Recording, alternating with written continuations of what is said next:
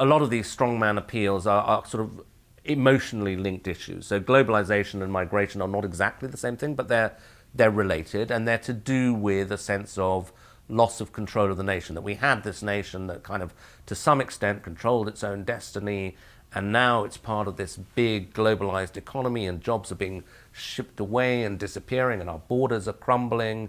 That sort of emotionally it is of a piece.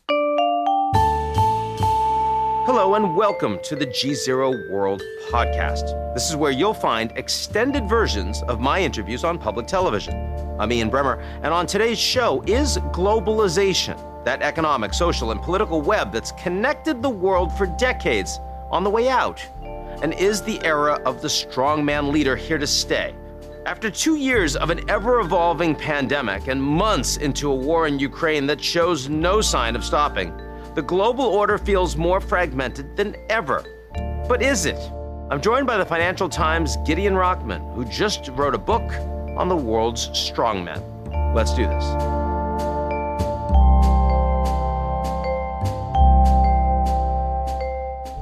The GZERO World Podcast is brought to you by our founding sponsor, First Republic. First Republic, a private bank and wealth management company, places clients' needs first by providing responsive, relevant, and customized solutions. Visit firstrepublic.com to learn more. The GZERO World Podcast is also brought to you by Foreign Policy. The next time you order some calamari, stop for a minute and think, where does this actually come from? In The Catch, a new podcast from our friends at Foreign Policy, get a behind-the-scenes look at the state of global fishing by tracking squid, from the waters off the coast of Peru to the processing plants, all the way to restaurants, and finally, your plate. Follow and listen to The Catch wherever you get your podcasts.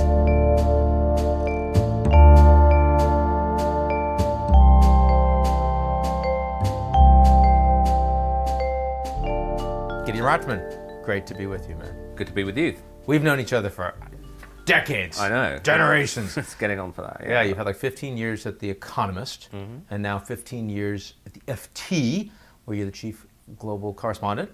Foreign affairs commentator, something like that. You're the lead global guy. Yeah, whatever. And your new book, The Age of the Strongman.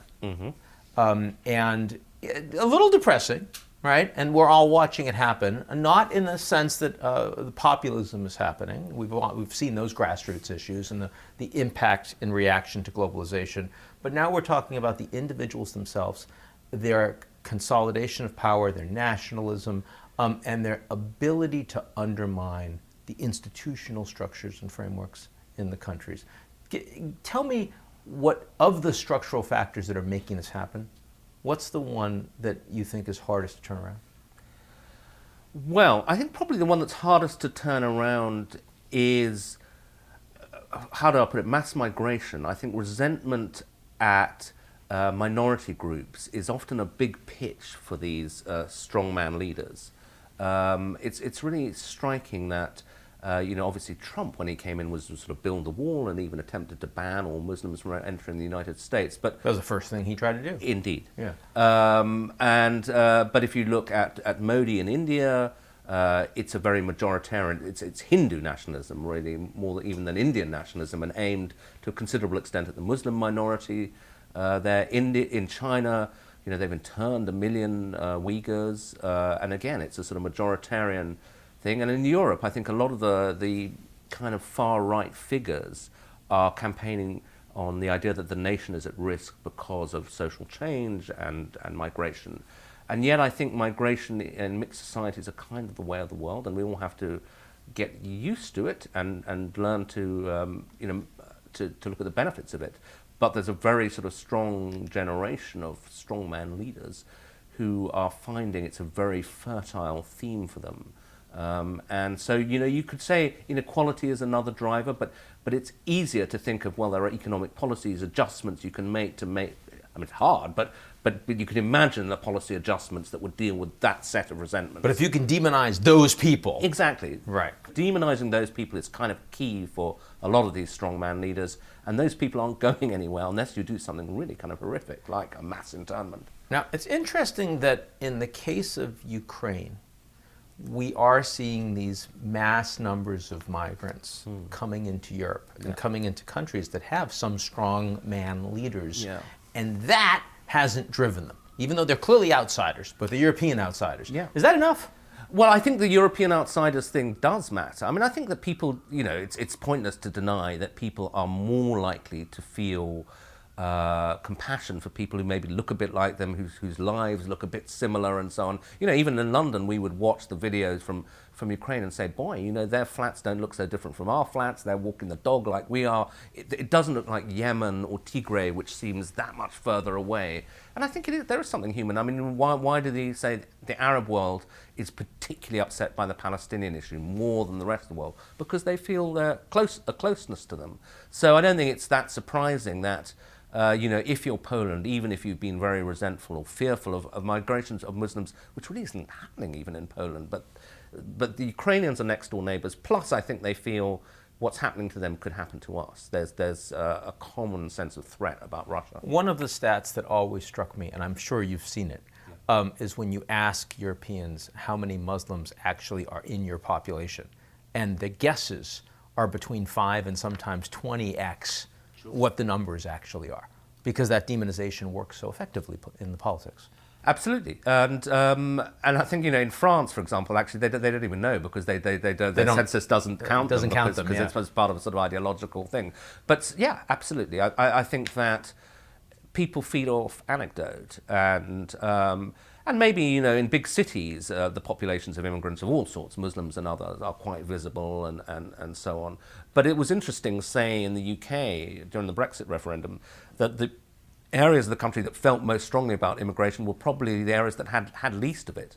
It was something that was going on in people's heads rather than, London, which is a massively migrant city. I think now almost 40% of the population of London was born overseas. And if you count people like me whose parents were born overseas, you're getting up to 80%. It's extraordinary. But it voted very strongly to remain in the EU, which was the sort of pro-migration vote. Whereas areas that had less migration were much more suspicious of it. Now, since we're talking about migration, of course, at some point you get to a tipping point. In the United States, we expect the country demographically to become minority white by 2045. Sure. Now, a lot of people would presume that at some point you just don't have the numbers anymore to continue a strongman policy that's focusing on aggravated, undereducated white men. Do you buy that? Do you think that this trajectory is just going to break at some point demographically? Well, specifically in the US, well, it would be nice to believe it, but I think that the Democrats may have put rather too much faith in that idea because one of the interesting things is the growth of the Hispanic vote for Trump. Exactly. And so a lot of his rhetoric about illegal migration might appeal to legal migrants. Who say, well, I've come here legally, and some of that in Germany too. Yeah, absolutely, yeah. And in the UK, I speak to recent Indian migrants and so on who will say, well, you can't have all these sort of illegal people coming in. So it's a complicated issue. I mean, it's not, I think, a given that there won't be some minority support for Trumpism. I mean, I think we're actually seeing evidence to the contrary, because provided it steers clear of pure racism, overt racism, and says that it's Americans first, the Americans who are here, rather than the outsiders, I think that can appeal to recent migrants as well. And do you see this as fundamentally hand in glove with a fragmentation of globalization that will also continue? I think it's very closely related, yeah. Because I think that, a lot of these strongman appeals are sort of emotionally linked issues. So globalization and migration are not exactly the same thing, but they're related, and they're to do with a sense of loss of control of the nation, that we had this nation that kind of, to some extent, controlled its own destiny, and now it's part of this big globalized economy, and jobs are being shipped away and disappearing, and our borders are crumbling. That sort of emotionally it is of a piece. And so America First contains a migration element, but it also contains a very strong element of protectionism, saying, bring the jobs back, etc. And then if you look at some other things that are happening in the world that aren't strictly related to it, but that feed in, like the pandemic, which suddenly makes people focus on the fragility of supply chains, and goodness, does it make total sense to have whatever, I can't remember the precise stat, but 80% of our personal protective equipment made in China. So those kinds of arguments are also coming in, plus the growing geopolitical rivalry, where people begin to, even on the kind of liberal pro-globalization and in economics, begin to say, doesn't make sense to be this dependent on a country that may be an adversary. And we've seen with Russia that actually economic relations which were built up, which we thought probably unbreakable. The Europeans absolutely, thought. The Americans did not. Actually get broken by geopolitics. And so obviously people begin to think, well, might that happen with China? Interesting, of course, though, that is only happening with the advanced industrial democracies in Russia. It's not happening at all with the developing countries in Russia, even though those features of nationalism, protectionism are found in those countries too.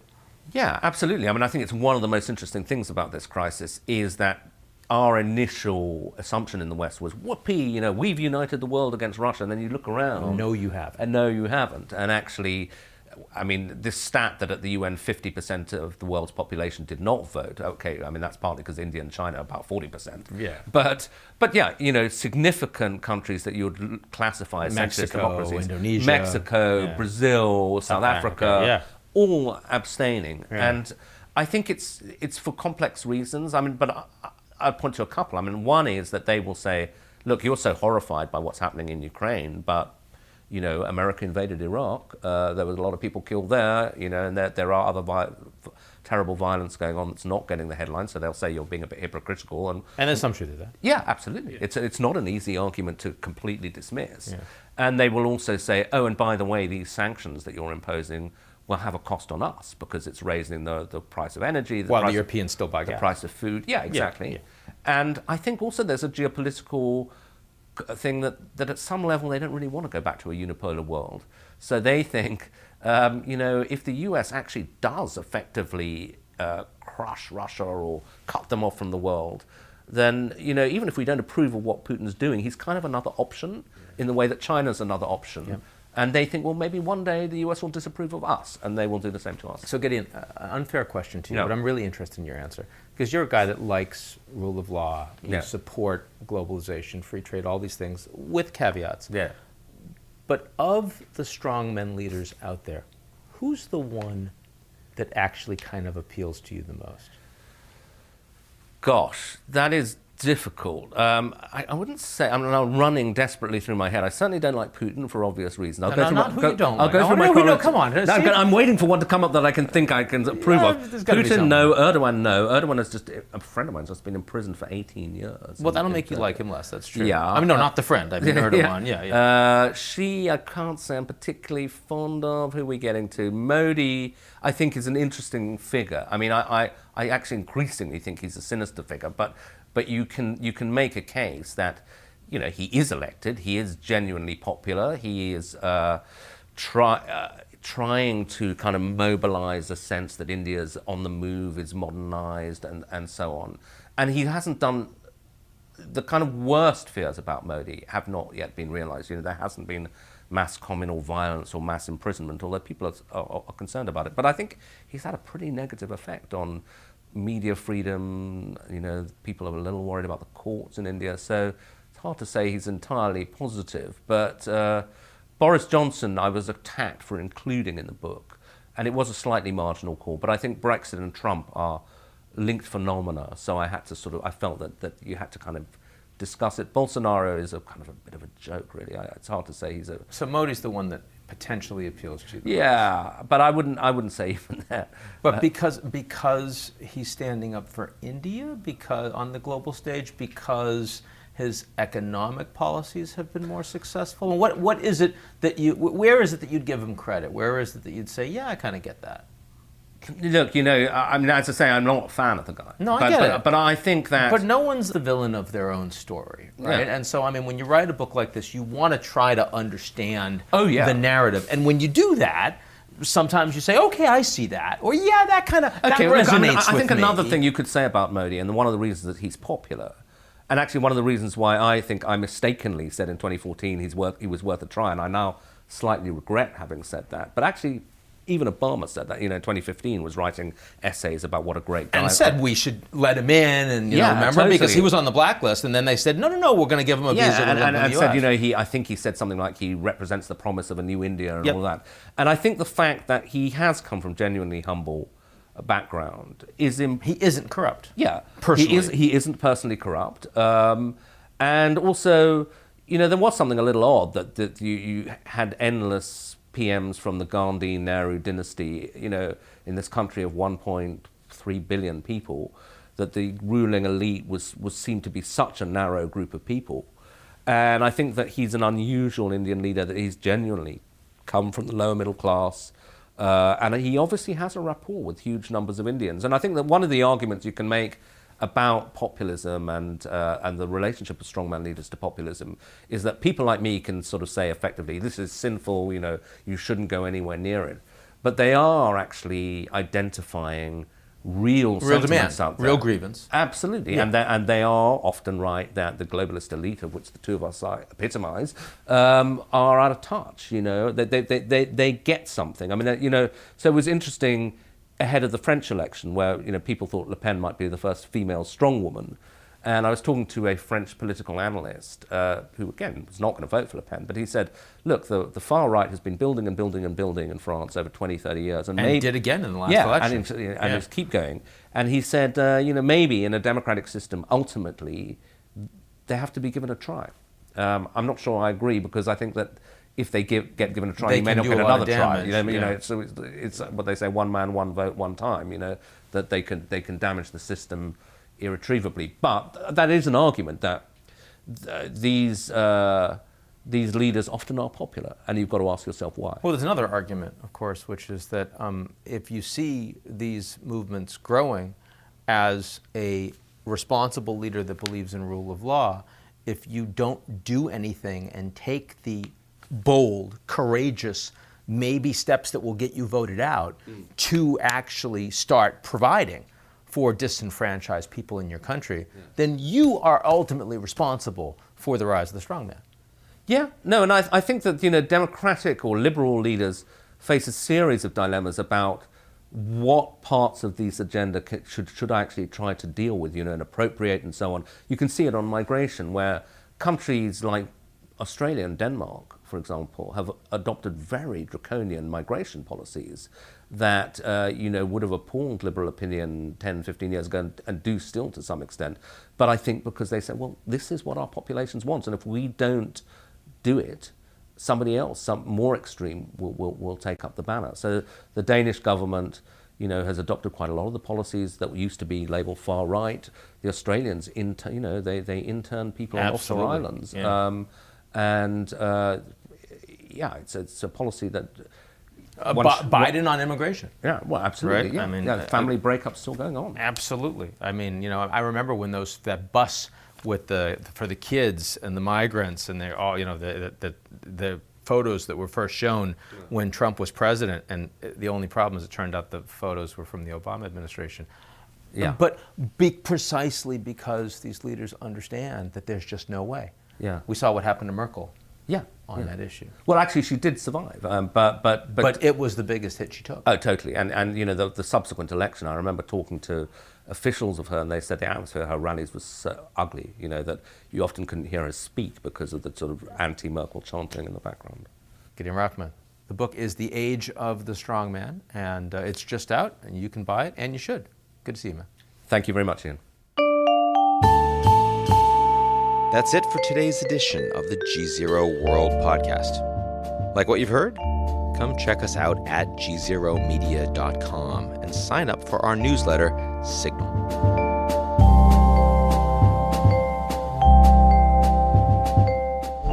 The GZERO World Podcast is brought to you by our founding sponsor, First Republic.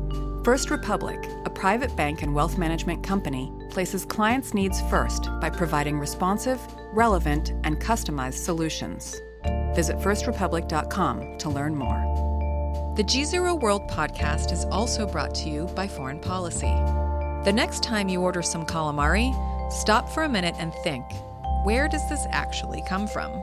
In The Catch, a new podcast from our friends at Foreign Policy, Get a behind-the-scenes look at the state of global fishing by tracking squid, from the waters off the coast of Peru to the processing plants, all the way to restaurants, and finally, your plate. Follow and listen to The Catch wherever you get your podcasts.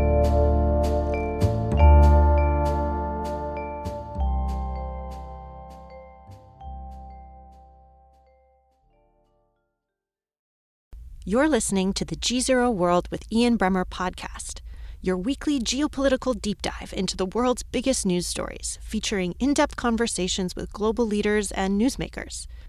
To get more of GZERO's insights on global politics every morning, sign up for our free newsletter, GZERO Daily, at gzeromedia.com.